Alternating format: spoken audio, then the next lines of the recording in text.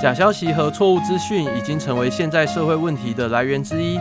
为了避免长辈成为假消息的传播者，台南市双子星三冠王有线电视特别举办一系列的媒体识读活动。这次来到安平区建平里活动中心，向里内的长辈进行相关的课程。会中主讲人李家珍除了提醒辨别假讯息的8大要素，也举出各种案例，让长辈了解假讯息并破解它。刚刚有举一个例子是咱有几关保健的相关的新闻，对不对？教你怎么吃，然后可以抗癌，然后身体健康有无？不过话你讲想过讲，伊讲的这讲有可信度如何？咱若唔知，咱会当去问专家。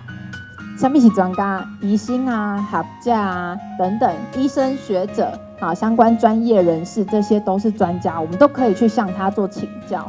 有线电视这样的课程安排，也让里长非常的肯定，相信透过这样的课程，让长辈面对假消息时有正确的判断观念。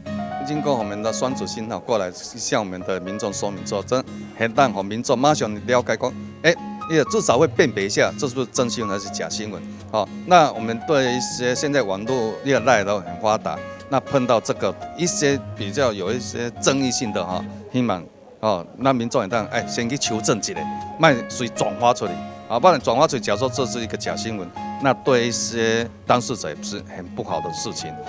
所以说今天来上这个课程之后，那我们的里面也对这方面有深入了解，那也知道如何再去辨别真假新闻。有的辨别不出来，他也不会及时把它转发出去。有一个缓冲时间，也当可以明白了。所以讲来办这个课程还是很不错的。这次也安排了有奖征答的活动，让长辈可以复习今天学习到的内容。对长辈来说，这次的课程也让他们充分了解到媒体识读的重要，同时也成为了防范假消息的生力军。对于那个假消息讯息，我本来都不知道，听了你们的讲解以后，更加的了解了，也认识到那个网络上的谣言都一定要经过查证，不要随便听信，也不要随便去转发。今天上这个课是我头一次知道什么媒体识读，从这里知道很多辨别假消息的方法，还有那个像赖讯息什么这些的。那以后我们不要乱传那个假消息。这次也利用课余的时间指导长辈如何拍出好看的照片，让长辈学习更多的新知识。